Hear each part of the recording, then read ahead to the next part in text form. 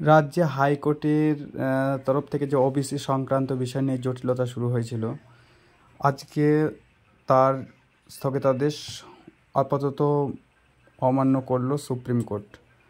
খবরে কি বলছে শুনুন সুপ্রিম কোর্টের রায় আজকের জন্য। মামলায় স্থগিতাদেশ দিল না সুপ্রিম কোর্ট।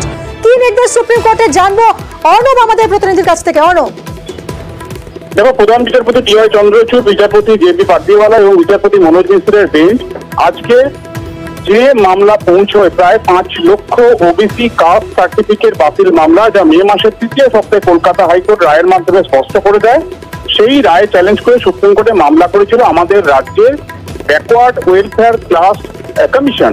অর্থাৎ সরাসরি রাজ্য সরকার এই এসএলপি সুপ্রিম কোর্টে দায়ের করেনি, অর্থাৎ রাজ্য সরকার সরাসরি এই মামলায় ছিল না, ছিল রাজ্যের আর্টিকেল 12 অথরিটি হিসেবে ব্যাকওয়ার্ড ক্লাস কমিশন।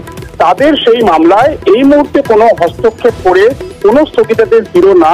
তবে নোটিশ অন স্টে, অর্থাৎ coat unquote notice on stay, আইনজীবীদের এই কথা মানে হচ্ছে আইনজীবীদের ভাষা অনুযায়ী যে পরবর্তী শুনানির দিন স্থগিতাদেশ দেওয়া নিয়ে নোটিশ দেওয়া হলো রাজ্যকে, অর্থাৎ রাজ্যের বক্তব্যের উপর নির্ভর করছে এই মামলায় স্থগিতাদেশ সুপ্রিম কোর্ট পরবর্তী সময় দেবে কিনা, কারণ রাজ্যের বক্তব্য জানাটা জরুরি। তাই 77টা মোট ক্লাস রয়েছে, যে ক্লাসগুলিকে ওবিসি ক্লাস সার্টিফিকেট হিসেবে দেওয়া হয়েছিল, যা হাইকোর্ট বাতিল করেছিল। তার মধ্যে 37টা এমন কমিউনিটি রয়েছে যে 37টা কমিউনিটির ওবিসি কাস্ট সার্টিফিকেট দেওয়ার ক্ষেত্রে কোনো প্যারামিটার মানা হয়নি বলে কলকাতা হাইকোর্টের অভিযোগ ছিল। সেই অভিযোগ আজ সুপ্রিম কোর্টেও মূল মামলাকারীরা করেন এবং এই 37টা কমিউনিটির ক্ষেত্রে না হয়েছে কোনো সার্ভে, না হয়েছে কোনো বাড়ি বাড়ি কোনো সমীক্ষা, তাদের পপুলেশন কত, নির্দিষ্টভাবে 3টে ক্যাটাগরি বা কমিউনিটির কথা উল্লেখিত হয় সুপ্রিম কোর্টে, গোলদার, গোরাখান এবং আরো কয়েকটি কমিউনিটি। এই 3-4টে কমিউনিটির জন্য কোনো সার্ভেই হয়নি এমনটা অভিযোগ করা হয় সুপ্রিম কোর্টের কাছে।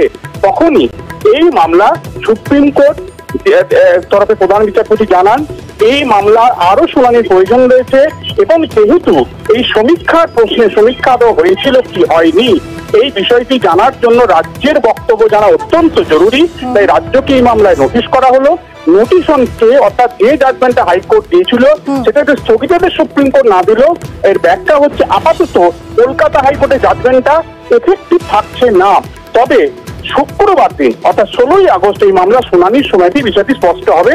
তার আগে রাজ্যকে আগামী সোমবার 7 দিনের মধ্যে হলফনামা দিয়ে এই বক্তব্য বা ক্লারিফিকেশন গুলো দিতে হবে, অবস্থানটা স্পষ্ট করে জানাতে হবে যে 77টা ক্লাসকে যে ওবিসি কাস্ট সার্টিফিকেট দেওয়া ইস্যু করা হয়েছিল তার মধ্যে 37টা নিয়ে যে নির্দিষ্টভাবে অভিযোগ, সেই 37টা কমিউনিটির জন্য রাজ্যে কি কোনো সার্ভে হয়েছিল, হয়ে থাকলে কিভাবে হয়েছিল এবং তার মেটেরিয়াল অর্থাৎ তার কোনো নথি যদি থেকে থাকে সেটাও হলফনামার আকারে রাজ্য জানাবে। এবং শুনলেন সুপ্রিম কোর্টের নির্দেশনামা।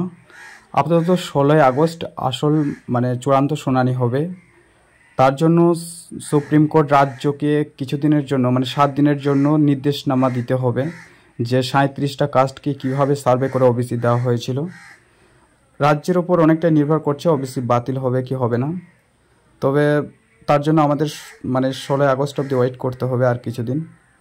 তবে যাই হোক, এটা সম্পূর্ণ আমার মতামত। আমার মতো বলে এই দেশ থেকে কাস্ট উঠে যাক, ঠিক আছে, সেটা এসটি বা এসসি বা ওবিসি কোনো কাস্টই থাকবে না, যে পাওয়ার যোগ্য সেই কেবল পাক, সার্ভে করেই যা কিছু হোক সার্ভে করে হোক। আর বাদ যদি যেতে হয় তাহলে সবার জন্যই বাদ যাক। যাই হোক, ধন্যবাদ সকলকে ভিডিওটি দেখার জন্য।